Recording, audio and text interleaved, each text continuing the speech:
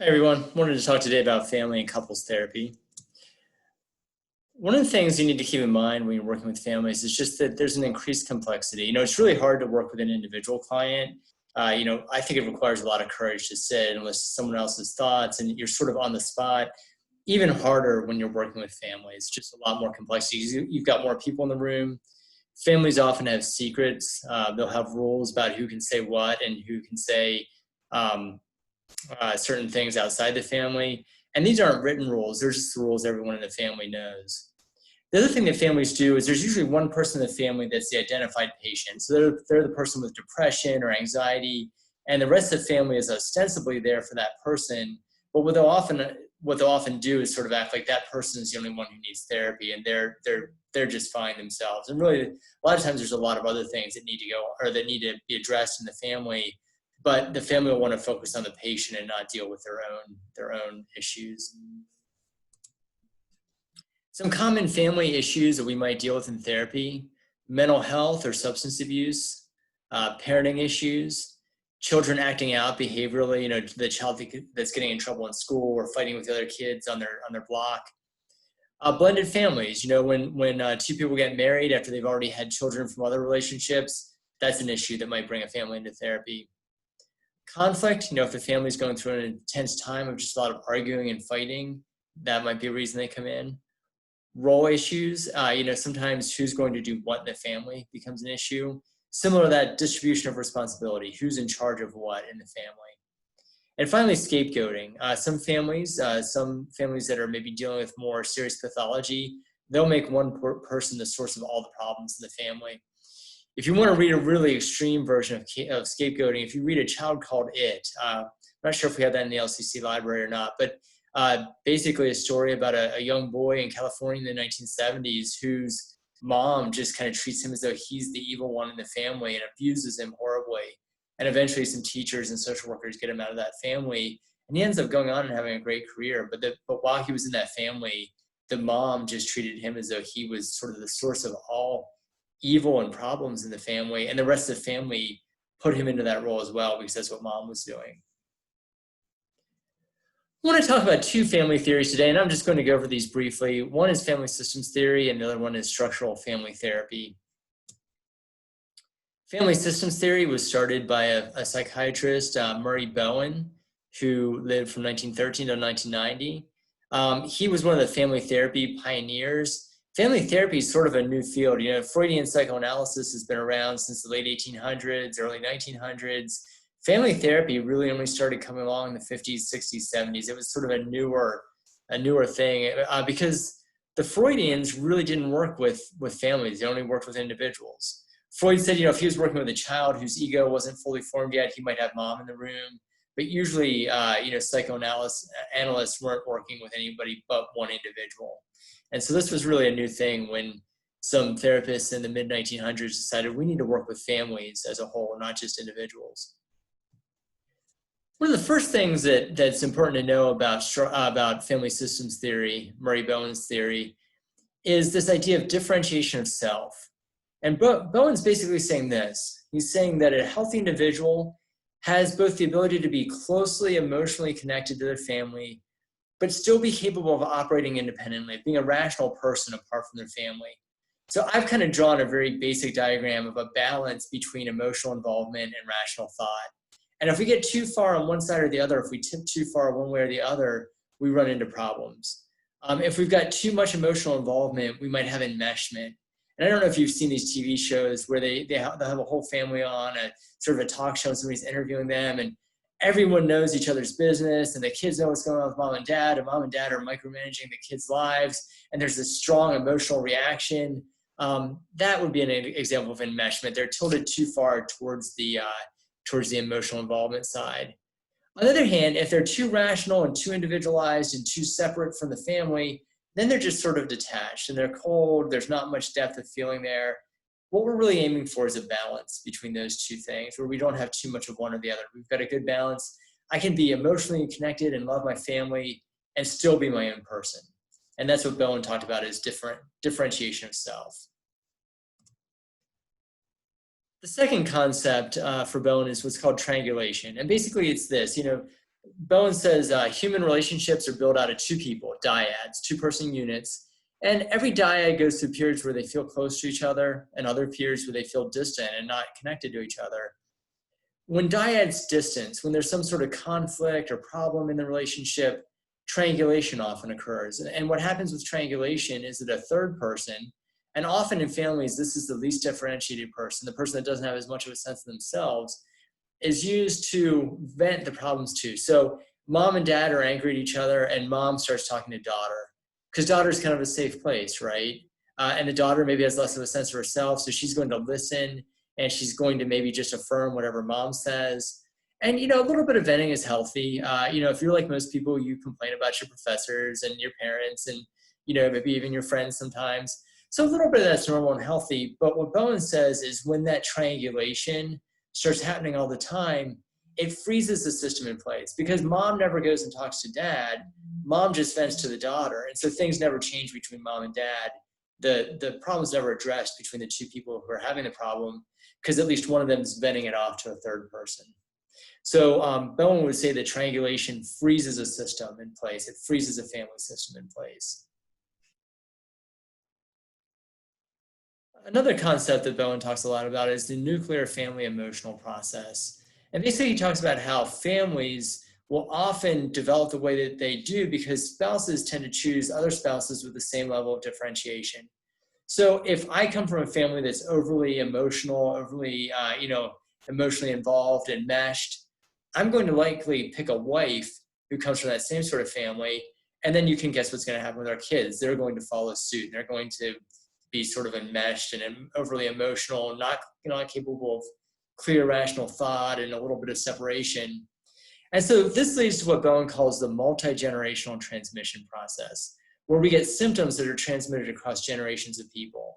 So grandma and grandpa were overly emotionally involved and in each other's business, and there was all this emotional reactivity. And then mom and dad have that because they married people similar to each other, similar to the families they came from. And then they have children that pass that on, and then their children's children have it. And so Bowen says you tend to see these things passed down from generation to generation. And he talks about this also as projecting problems onto children, or the family projection process. So whatever I'm dealing with, I tend to project that onto my kids, and they tend to end up with it too. Bowen was a big believer in sibling position, and the research on this is actually mixed. Some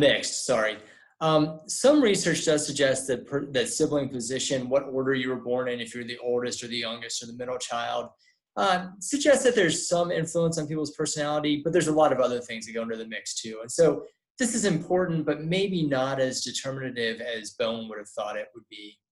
But in general, you know, we think about things like older children, because they're often sort of put in charge of the younger ones. They may tend to be leaders. Younger children may tend to follow. Middle kids may have some characteristics of both younger and older children. What happens though is that children may also fill voids. So if the oldest child isn't a leader, a younger child may step in. And so again, this isn't a hard, fast rule. It's more kind of some patterns we might see. Increasingly, so many families today are blended families. And so the person who's the oldest in the family, there might be somebody who's the oldest in one family, they get married, they've got an older step sibling, step brother or sister. And so all of a sudden they're not the oldest anymore and their position's changed. And so that's another thing that we need to look at is what happens when you get families where sibling position may not hold true because the oldest children from two families come together and they're not both the oldest children. I often tell people I come from a family where my parents were divorced and I was the oldest child, the oldest of two.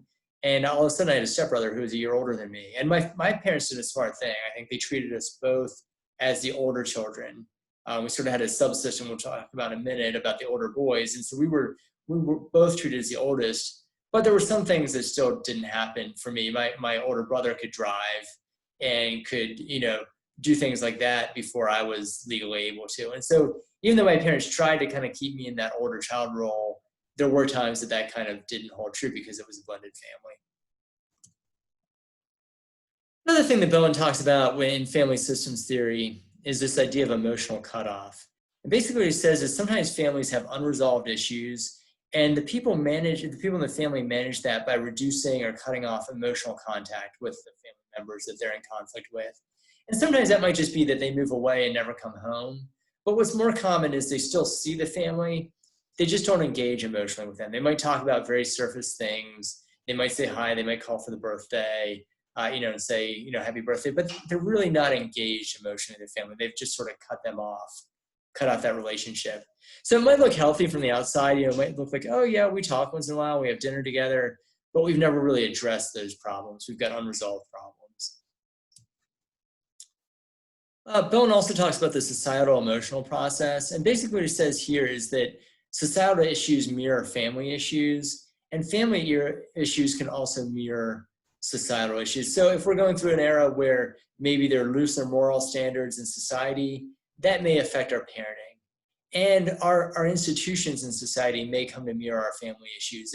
If we're a society of very enmeshed people, our court system might become overly enmeshed with people and kind of micromanage their lives. Some things that Bowen would do in clinical practice and people that follow his theory, family systems theory, would do.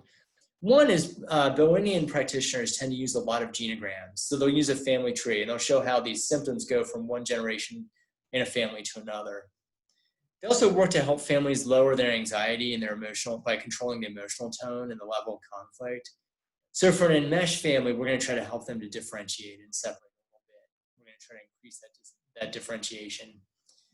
We're also going to try to form a therapeutic relationship. As a psychologist, we'll try to form a therapeutic relationship with the dysfunctional family member or the identified patient, because they're often going to the person who's lowest in the family hierarchy, and we need to try to elevate them up, and we need the rest of the family to see that that person isn't the only one in the family that might need help with what they're going through.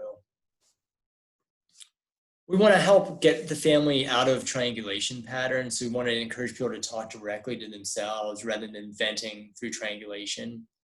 We're going to have to be careful not to be triangulated ourselves. And so we may have a client, we may be seeing a family, and dad might start calling us and saying, hey, there's some things I can't say in this session, but I want you to know mom's doing this, and the older son is doing this. We want to try to stay out of that. We want to say, no, you need to talk about it in the session. We're not going to get into a triangle with you.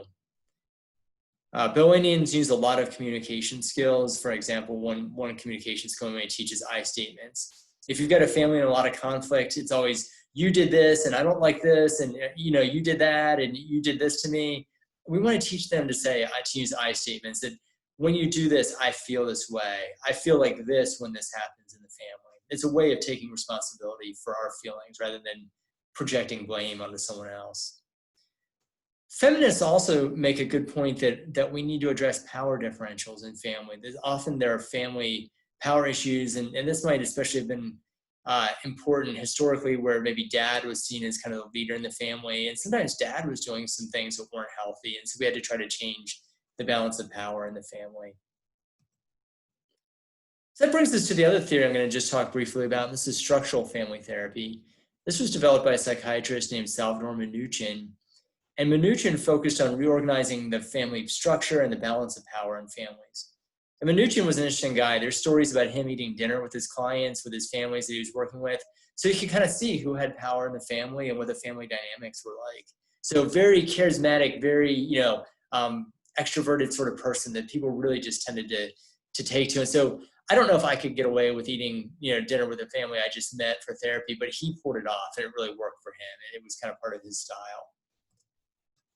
So the first concept for Minuchin is that families have boundaries. And boundaries are rules, they're unwritten rules about who participates and how they can participate.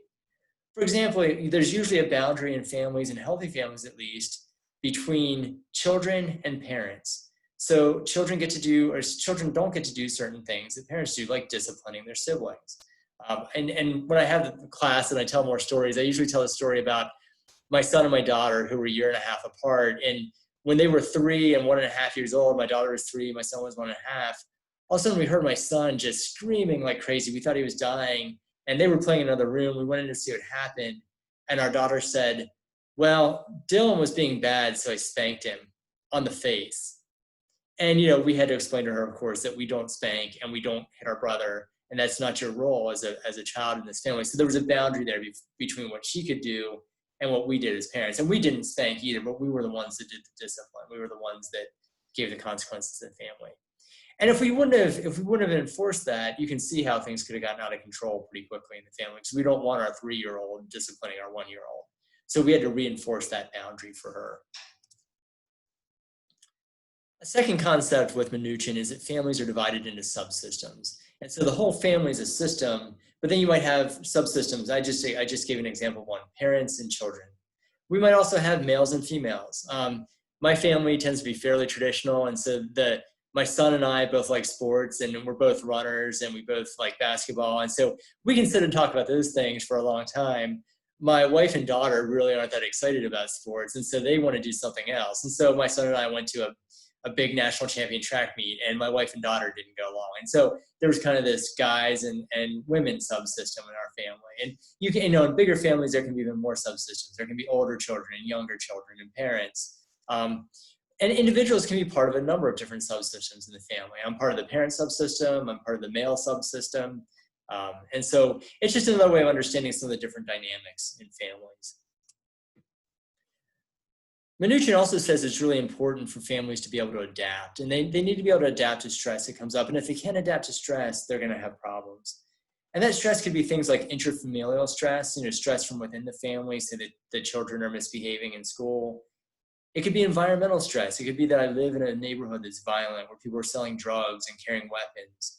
Or it could be family developmental changes. Like some families, when the children go off to school for the first time, all of a sudden that changes things in the family. And sometimes, I know a family where once the youngest child went to school and the mom wasn't parenting all day long, she became very worried about the children and was worried about their health.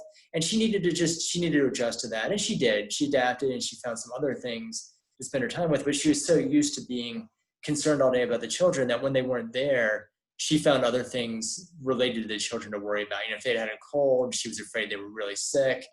Just things like that. And so she had to be able to adapt, and the family had to be able to adapt to that new stage in their family life. And Minuchin says that dysfunction or problems happen for a variety of reasons. It can be structural problems. The boundaries can be too rigid or too diffuse.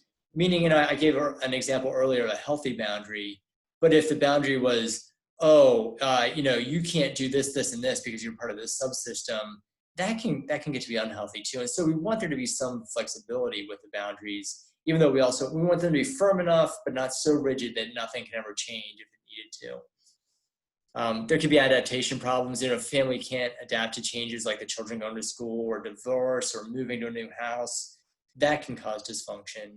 And then also developmental stages. If a family can't adapt to all of a sudden the children are out of the house and mom and dad have a different sort of relationship, you sometimes see divorces happen when all of a sudden the children are raised, and this thing that the family's focused on for 20 or 25 years, all of a sudden those children aren't there anymore, and mom and dad have to figure out what's our relationship with each other about now that the kids aren't here.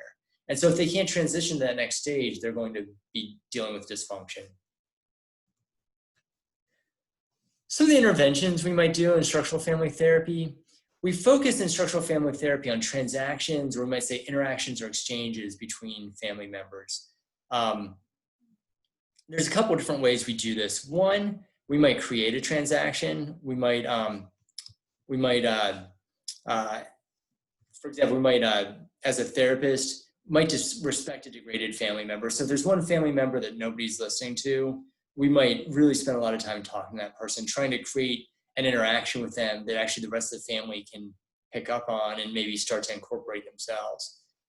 Sometimes we join with a transaction. Sometimes we'll say, okay, Dad, I'm going to play your role for a while. And we might actually mimic Dad. Now, this is called mimesis, and we need to be careful. Some people can really be offended if we start mimicking them. Let's say Dad's angry and he's telling everybody how it is and he's telling everybody off. We might say, okay, Dad, take a break. I'm going to jump in and play your role. And I want you to see what's going on and what this looks like and what this feels like. Or we might jump into a family transaction in therapy and we might try to restructure. We might say, okay, Dad, I want you to try saying this instead of saying what you've just said, or try saying it this way instead of what you've just been doing.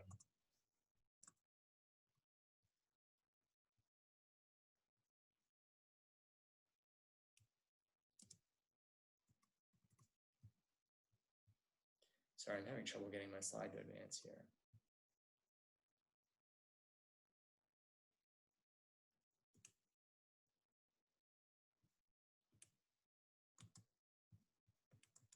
There we go. Sorry about that. Wanted to move now to talking a little bit about couples and marital therapy.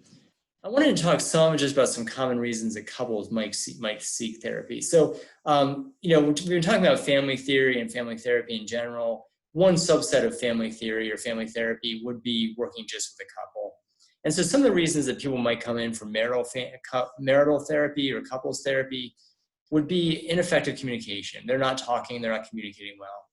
Power struggles in the relationship is another thing. Unrealistic expectations. Sometimes people think they're going to get married or they're going to meet the perfect person and they're going to live happily ever after. And unfortunately, that only happens in the movies. It's just not a real thing. You're with another person who's got problems, just like you've got problems, and we need to help those people to have realistic expectations sometimes. Sexual problems would be another reason people come to therapy. Sometimes there's a disagreement among the couple about how often they should have sex. Sometimes one person's having trouble sexually, and that can affect a relationship. And so that's another thing that might bring people into therapy. Conflict management, being able to fight and argue in a healthy, safe way rather than being, completely unmanageable. If there's mental health or substance abuse problems in the family, that might bring the couple in. Another one that's really big is extramarital affairs, people who cheat on their spouses. And those couples often end up in therapy trying to work through, can we heal from this? Can we forgive each other? Can we go on? Or is the relationship over now? One of the things I wanted to mention is you might think that domestic violence, because it happens in couples and in families, that this would be something we deal with in family therapy, but we don't. And the reason for this is that there's a risk to the abused. I said partner here, but if the children are being abused, there's a risk to them too. What we find is that there's often a cycle of this sort of violence in families, this domestic violence. There's a violent act, there's the whatever violence happens. And then there's this honeymoon period where the person feels, the abuser feels very sorry, they're apologetic, they might bring a lot of flowers and give a lot of gifts and be very, very ingratiating. And then that wears off and there's a period of rising tension where we can feel that there's another violent act coming on. And what people will say in these relationships is that period of rising tension is actually worse than the violence itself, because they know the violence is coming, but they don't know when it's going to happen. And so when the violence actually happens, there's almost this relief of, oh, thank goodness it's over now for a while. And now we'll go back to the honeymoon period, which is kind of fun. And so people just tend to go through these cycles. And what we find is that if we try to do therapy, the person is probably going to be most willing to come into therapy during a honeymoon period. And then if the abused person, if the person who's being abused shares what's going on in the family, that's often going to precipitate or bring about another violent incident. That person's going to become enraged and go home and say, how dare you say that about me? And it often accelerates the violence. So we usually don't treat couples together or families together when there's violence happening in the family. A few common principles in couples therapy. One thing that we really need to work on is helping the couple to view the relationship more objectively, to stop blaming each other, to start to contextualize the relationship. When you're married to somebody, or if you're in a long-term relationship, those can be very intense relationships, and sometimes you lose perspective on what's important and what's not. And, little things can really bother you more than they should. And so we have to try to help people in the couples that we're working with to deal with those things and put them into perspective. We need to try to modify dysfunctional behavior. We need to try to change interactions between the couple as well as potentially dangerous behaviors. We try to decrease avoidance. A lot of times people just live with things that bother them and then they blow up after a while. So they kind of avoid the problem, never talk about it, and then they get angry. We want to try to help them work on not falling into that avoidance cycle. Helping them learn how to communicate better. And again, things like I statements, taking ownership of their feeling. And then promoting strengths in the family. What is the couple doing well? What do they like to do together? What's something positive that they can build on? So these are my references if you're interested in where some of this information comes from. Again, just thought it was good. We've talked a lot in psychology and clinical psychology about working with individuals, assessing individuals. Wanted to talk a little bit about how we work with families and some of the theories that apply to families. Hope you're all doing well. Let me know if you need anything, if you have any questions, and hope you have a good week. Bye now.